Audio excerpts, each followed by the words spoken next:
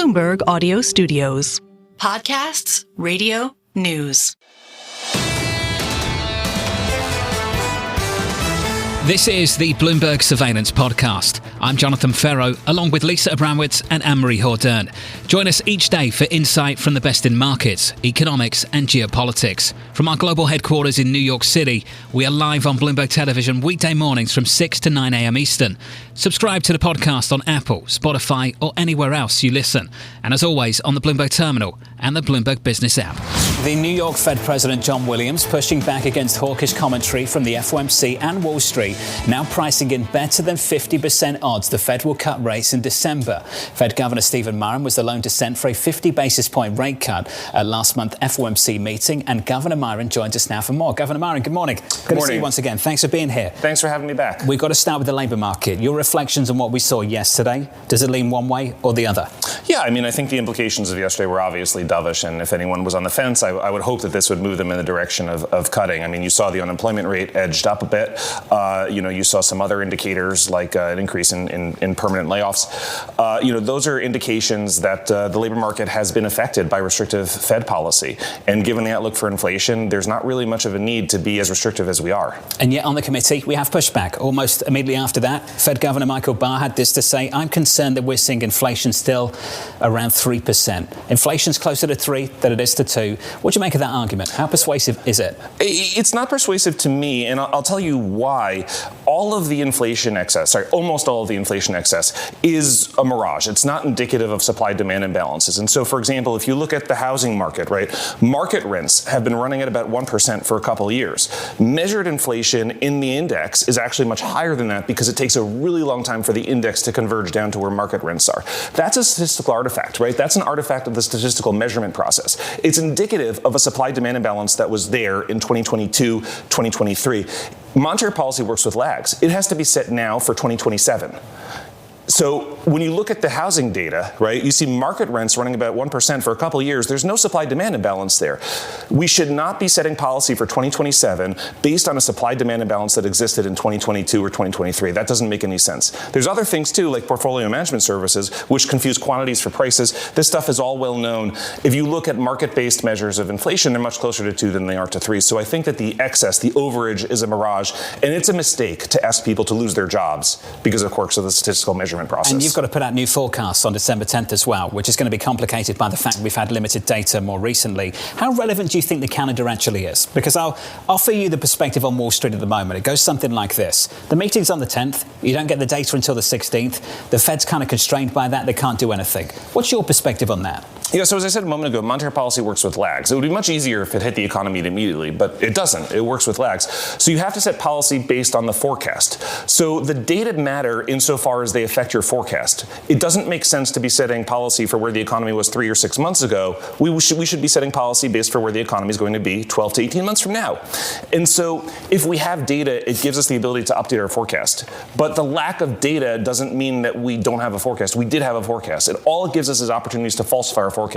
And there hasn't been anything in the data, in the news, in media stories, in private sector data, alternative data that's available to us, that would make us think that the forecast is somehow nullified and there's been a big shock to it. So if anything, all the information that we've got in the interim since September FOMC has inclined to the dovish side. You know, we got weaker inflation than people expected, and we got a higher unemployment rate than folks were expecting. So all of that information should push one in the dovish direction. But there are still Fed officials that are looking for more data. And they have said they're data dependent. They want that insurance that they're cutting right now, and it's the right time. Potentially the unemployment rate might be moving up to 4.5% on December 16th. Would you be in favor of just moving the meeting if it meant others felt more reassured to cut interest rates in December? So, I haven't really thought about that, and it's not a conversation that I've been part of.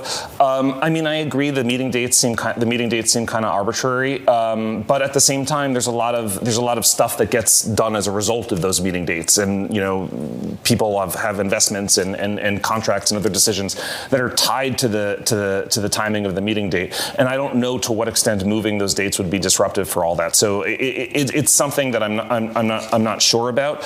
But this ultimately comes down to the question of data dependence is what you do when you don't have a forecast or when you don't have any confidence in your forecast, right? We should be forecast dependent, not data dependent. Being excessively data dependent is to be too backward looking. And if you're too backward looking, you necessarily are going to have the wrong policies. Neil Dutter writes in, he says, the only question that matters for you is, will you descend for 50 if you believe it means not being able to push through a 25 basis point cut? Yeah, so absolutely not. I would absolutely vote for a 25 basis point cut if my vote were the marginal vote. There's no question about that. To do otherwise would be to cause real harm to the economy for purposes of vanity, and that's not who I am. Going into next year, talking about the forecast of what's going to happen, a lot of economists who come on the show expect a reacceleration on the backs of the tax refunds and some of the other stimulative measures that could come early next year. How do you factor that into your forecast for ongoing weakness in the labor market and the consumer? Yeah, so I think that, I have not been what I would think of as excessively pessimistic on the economy. I do think policy is restrictive, and I do think that it's too restrictive, and we don't need to be. And the longer we remain restrictive, the greater the chances that we are the source of an economic downturn, which we should not seek to be. I think that many of the factors that will be kicking in over the next 12 months that might be supportive of GDP growth are things that necessarily don't have hawkish implications for monetary policy, because they affect the supply side. And when you think about things like relaxing regulations, and I think that has been going on at actually an impressive pace, these are things that push out the supply side of the economy and therefore don't necessarily create a demand excess of supply. Right? Monetary policy should be tight if demand is too much in excess of supply. And if you push out the supply side of the economy, then that's not something you worry about. There's a duration mismatch here, though. The idea that if you reduce regulations and you allow people to build supply, that it takes a longer time than, say, if you give people $2,000 checks right up front that they can spend immediately, or if they get a rebate that's a lot bigger from their tax filings. How do you factor in that timing mismatch? Would you look through any bump up in inflation next year from both stimulative measures as well as the price increases that we're hearing from a lot of retailers that they're going to pass along? So, I wouldn't look through bumps from checks like that, right? I don't think that you'd be able to. However, a policy like that hasn't been formalized. It hasn't been introduced. We don't know the parameters of it. It's too early to sort of think about basing a forecast on something like that. What we do know is that the labor market data have been coming in not as strong as we'd like them to be, and that policy is too restrictive. Governor, if we can stay on inflation, do you know when we're going to get some inflation data? When are we going to get that? Because we've heard about the payroll schedule. I haven't really heard anything about the CPI schedule. You got any indication whatsoever of when it's coming? Yeah, the BLS put it out on its website this week. I think that we're not going to get the November CPI data until after the next FOMC meeting. So we've got to wait for that too? We've got to wait for that. Did you see that, Lisa? Yes, I did. I saw that we have to wait, and it's not clear exactly when we're going to get it, but there's a real question going forward about when we might get it. But we don't have the dates yet. But we don't have the dates. The dates are on the website. Yeah. The BLS has a list of the release dates on their website. I saw the payrolls one, but I've missed the CPI one. Yeah. Which doesn't that just make it an even stronger case just to wait and have this meeting when we've got all this data? Why is it that we have to wait so much longer for it, Governor? Wait for the data? Yes. Well, because the government shutdown introduced a whole number of snags into the data collection process. And so those snags mean extra time to collect the data, extra time to process the data. People have a logjam of work to get back to. I mean, we just, sort of spent several years talking about bullwhips from supply chains, right? And, the demand gets pulled in at once. And when you have a government shutdown, all the government employees aren't working, and they come back to work, and they've got a ton of work to do all at once. And so, we have those bullwhips in government data right now. And, if that were a market, you'd see some inflation in the price of data, but it's not a market. So. Forgive me for coming out with the hawkish hits, but we got another one in the last 24 hours too, and it came from Beth Hammock. Lowering interest rates to support the labour market risks prolonging this period of elevated inflation, and it could also encourage risk-taking in financial markets. Can we finish on that last point? Risk-taking in financial markets. How excessive is it, and should it be on the radar of the FOMC? Sure. So first of all, as I said before, the excess of inflation inflation as a quirk of the statistical process, and it is a mistake to ask people to lose their jobs as a result of a quirk of the statistical process. On financial markets, look, I think that lots of things affect financial markets. Tax policy does, regulation does, technology like artificial intelligence does.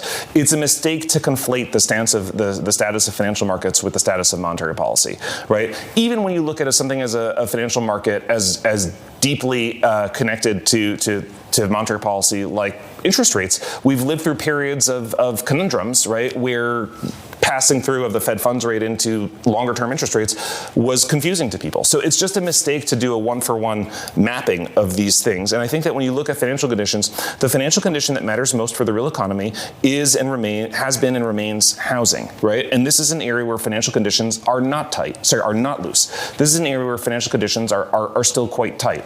Going out, getting a mortgage, this is not something that's not a financial condition that I would consider to be excessively easy. And so I think it's a mistake. And I think it's also a mistake, as I said before, to ask people to experience job losses because you think the stock market is too high. I don't know what the right level for the stock market is.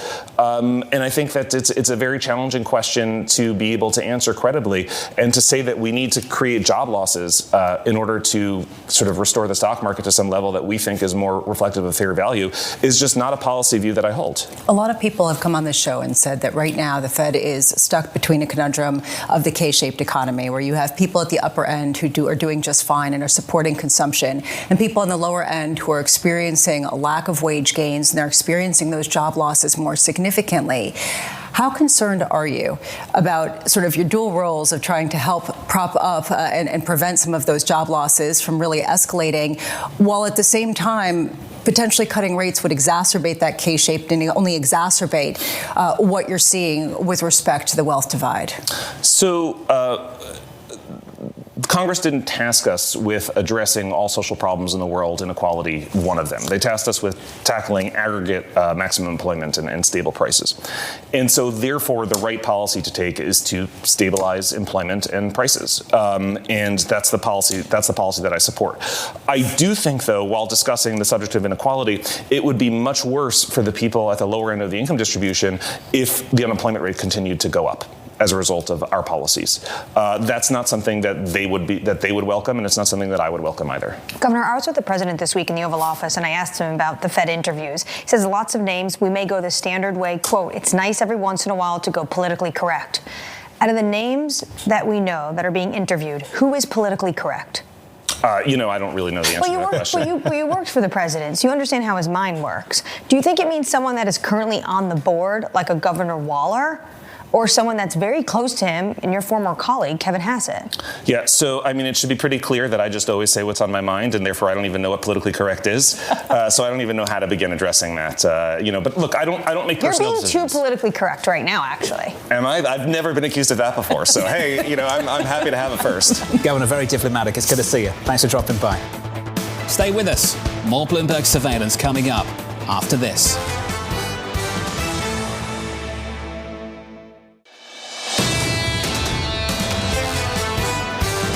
Gil Luria of D.A. Davidson remaining bullish on Nvidia, reiterating his buy rating and price target of $250 on the stock. Gil joins us now for more. Gil, welcome. I think we've still got to reflect on what happened yesterday. How is this name suddenly looking so fragile? Well, I think for the last couple of years, Nvidia has driven the market. And yesterday, something happened around 10:45 Eastern, and the market started driving Nvidia, something that really has nothing to do with Nvidia. The results were very, very good. And more importantly, back to the conversation you've been having so far this hour, Microsoft, Amazon, and Google, Nvidia's main customers, have all the customers. They have all the business customers through OpenAI and Anthropic. They have most of the consumer customers as well. And what they told us a couple of weeks ago is that they're seeing an acceleration in demand. So they're able to build out this compute infrastructure for contracts that are already committed. So their customers, which again is pretty much every other company and most consumers, are booking demand in advance and willing to pay for it. So to be precise here, Amazon, Microsoft, and Google are generating very good returns on their investment in terms of the build out of the data center. It's their customers that are not yet generating returns, but are booking so much demand in advance that it looks like they believe that they will generate those returns. So the results from Nvidia reflected that acceleration in demand. They were very good. That's why the stock opened up. Something else happened yesterday at 10:45 Eastern. I imagine we'll find out. Something like a liquidation of a fund, somebody selling the AI portfolio as a whole.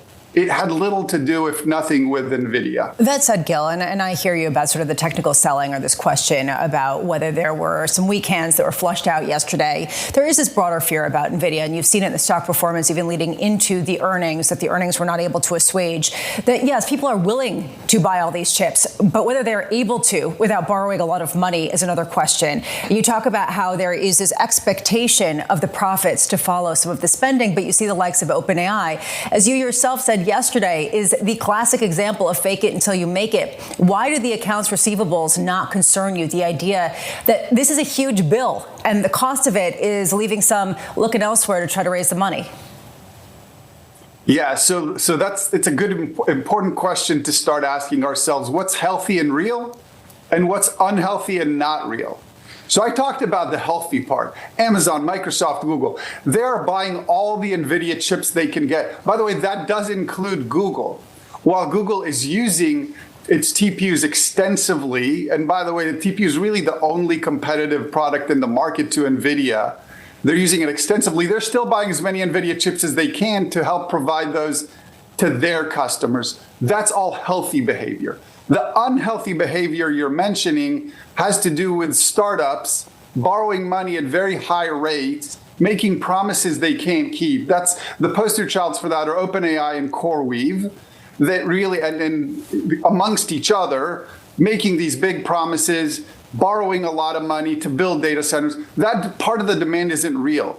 Now, importantly, it's not even necessary. If those two didn't exist, Microsoft, Amazon, Google would still be buying the same amount of chips, if not more. But we do have to keep pointing to the bad behavior, to Nvidia giving $1 to CoreWeave, CoreWeave borrowing $9 and using 8 of the 10 to buy Nvidia chips, then having to pay $1 of interest rate and only getting 50 cents of profit. That's unhealthy. That needs to stop. Okay, but you mentioned Nvidia's receivables and inventory. That has come up yesterday. But if you look historically, we are still at this. These numbers are just so big that if you look at them as a ratio, the accounts receivable as a ratio of revenue is actually within the historical range. Inventories is a percent of cost of goods sold within the historical range. So there's not a specific concern about those numbers for Nvidia. It's more a concern about, are we letting bad behavior enter the system, which the main indicator of that is how much debt is fueling the data center build out. As long as it's cash on hand from the big players and their cash flow, that's healthy behavior that they're putting behind real demand. Yeah. If we start lending to upstarts to build data centers, that's the risk. Gil, we just have about 30 seconds here. What do you think the blow up of some of the unhealthy players is going to look like for the healthy ecosystem? So the shareholders and debt holders of those companies are going to get wiped out. But the big companies that I keep going back to, Microsoft, Amazon, Google, they'll end up buying assets at pennies on the dollar. So they're going to win anyway. Stay with us. More Bloomberg surveillance coming up after this.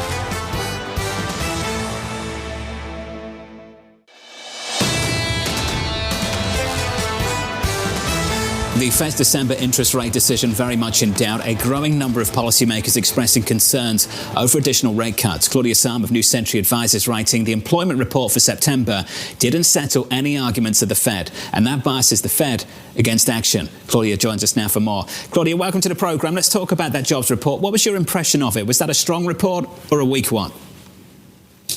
It was a mixed report. I mean, you definitely saw the themes of job creation has been very slow. Payroll numbers were encouraging, but not encouraging enough. And frankly, a real warning sign in the report was that the unemployment rate moved up again. This is the third consecutive monthly increase that we've seen.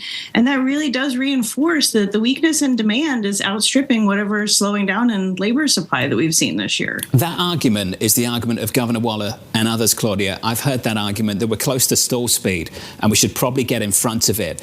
How compelling is that argument going to be on December 10th to the rest of the committee? Frankly, I don't think there's a compelling argument on either side right now. We just don't have a real clear picture of what's happening in the economy. This was data on September, right? This is months past now. And what they're arguing about, I think rightly so, it's about the risks that are facing the economy. I mean, my base case is still that we muddle through this. We don't have a recession. Inflation comes back down. But I am very concerned, as is Governor Waller, about the downside risks to employment. I can see the case also for the risk of inflation getting stuck above target, right? So that's what they're arguing about, are these risks, and it's very hard to make a compelling case with the data that we have. So they're going to go down to the wire on this one. Claudia, what's the difference if they cut in December or if they cut in January?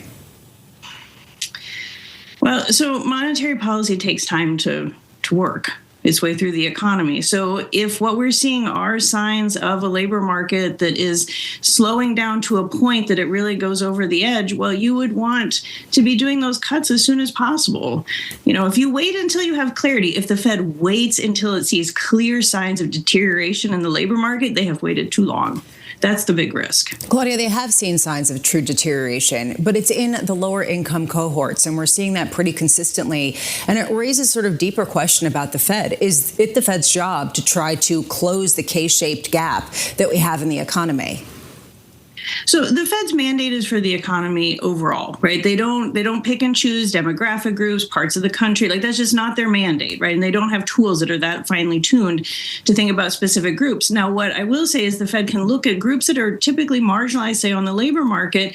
That can often be a signal of a broader weakness that's starting to build, right? Like, not everybody gets hit first, right? And so I think that is where they pay a lot of attention to where things are happening on the margins, but it's not that they can use that as a justification or kind of target their policy. Claudia, since the Fed is going to meet and then 6 days later we get more employment reports, what do they need to be looking at that could potentially settle the arguments at the Fed before December 10th? Right. So there is still information that the Fed will get before they go into their December 10th meeting. They'll get the JOLTS data, so they'll have another read on the hiring rate, the layoff rate for October on the first day of their meeting. We're going to get the Beige Book. I think the Beige Book could be really important for trying to get a sense of this argument about how resilient is demand. It's qualitative, but it is designed to be comprehensive, right? And I think that's one where we don't have the GDP statistics, and so we don't have these comprehensive measures of the demand. That's going to be very important. I mean, they're going to keep gathering every piece of evidence they can. What is unfortunate is the piece of data that could settle the debate at the Fed is that November unemployment rate, and they're not going to have it when they vote. Hey, Claudia, why can't they wait? Why don't we just reschedule the meeting? Is that difficult to do? I think they would see that as being very disruptive. And I think to Governor Waller's point, it is a data-driven Fed, but it's not like it absolutely must have a data point, right? Like you do have to take what you have, form an outlook, think about the risk, make the case. I think what's just hard right now is they're missing, because of the government shutdown, because of, these delays that are just an unfortunate reality we have right now, they're missing some of these data points that would settle debate. So they're just going to have to work through this and come to the best decision they can. But I think anything that'd be as abrupt as, moving the meat, they're just not going to want to go down that path. Stay with us. More Bloomberg surveillance coming up after this.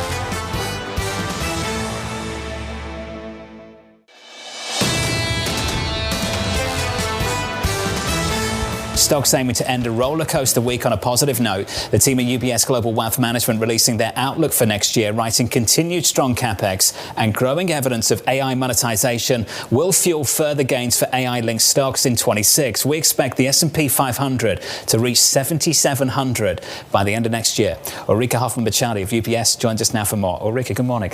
Good to see you. Let's get to that price target. What's the road towards 8K? So what we believe is that the macro headwinds that we were facing in 2025 are actually turning into tailwinds in 2026. We have that dual engine of both fiscal and monetary policy stimulus, in particular in the first half of next year. We have, of course, on the one hand now the rate cuts typically hitting with 2 to 3 quarters of transmission. Then we have the refunds from the one big beautiful bill, and we also have more investments into infrastructure and defense. So that's a very supportive fiscal environment. And then we think inflation is also going to be rather contained. We have 3 disinflationary forces in our mind that we are seeing. One, we are going to anniversary the tariffs in April. And then we have what we think is going to be slower wage growth because of the slack in the labor market, and then also finally shelter inflation coming down. So with that benign backdrop to inflation, we also think there may be one more rate cut in the books for December. But again, if not December, then January, and ultimately, as you said, it's the terminal rate that matters and not necessarily a 1-month delay. You just offered us the ingredients for a year-end melter, but it's not materializing. How would you describe what's developing before our eyes right now, in the last few days, the last few weeks? Yeah, I think the key question right now is really about AI. And in our mind, the AI story has significantly changed. It's no longer about compute, it's about cash flows. And at the latest, in the third quarter Microsoft earnings, we learned that some of the big private companies that are offering intelligence services are actually still heavily loss-making. And the question is, will they generate enough cash flows to pay for all these commitments to infrastructure? And at the same time, what we're seeing is that the benefits of AI are going to actually be accrued by companies that are using AI. And I think that warrants a new playbook on AI investing. So does this really mark the shift? I mean, is this the turning point that you see a new playbook as coming into play, for lack of a better word, as people look to who's taking on this new technology and deploying it in a way to increase their efficiency? Yes, if we look just at the last 3 years, we're almost getting close to the 3-year anniversary of ChatGPT. We have seen that those AI 7, those enablers, the Nvidias, the Broadcoms, A&Ds, Microns, and then also the hyperscalers, that they have roughly gained about 10 trillion in market value over 3 years. Yet the AI users haven't really appreciated as much. And so for us, this is now the opportunity to pivot and invest in those companies that use AI for advertising, for coding, for automation of business processes. And we particularly think that the healthcare sector is a really interesting way to actually play AI. So does this mean that you're going to see that rotation out of some of these large cap tech companies and into things like healthcare, things like financial sector, things like Walmart, as we saw yesterday, as they renamed themselves as a tech company? Or do you see this as potentially everything goes up, or the index goes down, but you see some winners in the bunch? At the minimum, we think, or we suggest, that you diversify that AI monetization risk a bit. The math can work, of course. There's some path to that math working. But at the same time, there is a lot of uncertainty. Are all these private companies really going to make it? And I think for us, this is an opportunity to just broaden out our exposure to AI and rethinking how we want to invest in this. We don't think AI is a bubble. The technology is not a bubble. Technology is real, the ROI is tangible, but we want to now, again, expand our investment universe of how to capitalize on this new technology. When you look at capitalizing on it and you look at the adopters you're interested in, say healthcare, other industries, does that mean job losses? Not necessarily. I think it could also be of just doing more of what we're doing, or doing it faster and more cost efficient. You know, in healthcare in particular, the cost of bringing a drug to market has risen exponentially over the last few years and decades. And so AI can bring down that cost curve from clinical trial or drug discovery all the way to clinical trials. And I think this is a big opportunity for that sector to drive better operating efficiencies. We've had a few of these conversations now. Yeah. And we often spend about 10 minutes with a guest. And I would say about 80% of it is on the stuff we just discussed. And hardly any of it's on Federal Reserve and interest rates. Now, we've just seen the market with a big turnaround this morning, at least. And Lisa's pointed out how viciously things have changed in terms of expectations. It makes me wonder just how relevant you and the team think monetary policy might be to the outlook, and how relevant it is for stocks going forward. No, we think it's relevant. We actually use three perspectives in our equity framework, which is macro, which the Fed, of course, plays a big role in. We use also the bottom-up fundamentals, so valuation, right? That's a big part of our process, but also these structural trends like AI, electrification, and longevity, which for us determine asset prices. So for us, all three perspectives do matter. Sometimes the market decides to focus on certain areas of these three lenses, and I think as an investor, you used to have to stay attuned to where the market is currently focused and pivot. But all three are very relevant. Of course, over the last 3 years, it's been all about AI, and in particularly about AI enablers. It has been totally dominant, that's for sure. Which is a reason why it's hard to understand whether that hurts or helps the Fed's case to cut rates, because ultimately what people are saying is if the Fed cuts rates more significantly, that helps the valuation story proposition, the multiple story for AI stocks. But if they don't, then what does that do for the rest of the economy? I mean, there's so many questions here, which is the reason why you see the existential angst for a lot of these FOMC members about igniting a bubble in financial markets in order to help cater to the weakness that they're seeing in the labor market. This is a conundrum that they're going to have to grapple with, but they only have a dual mandate. You've got 25 penciled in for December? Another rate cut?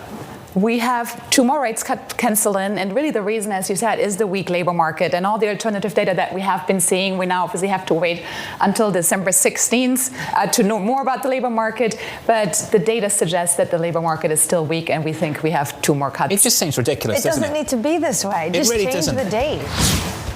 This is the Bloomberg Surveillance Podcast, bringing you the best in markets, economics and geopolitics. You can watch the show live on Bloomberg TV weekday mornings from 6 a.m. to 9 a.m. Eastern. Subscribe to the podcast on Apple, Spotify or anywhere else you listen. And as always, on the Bloomberg Terminal and the Bloomberg Business app.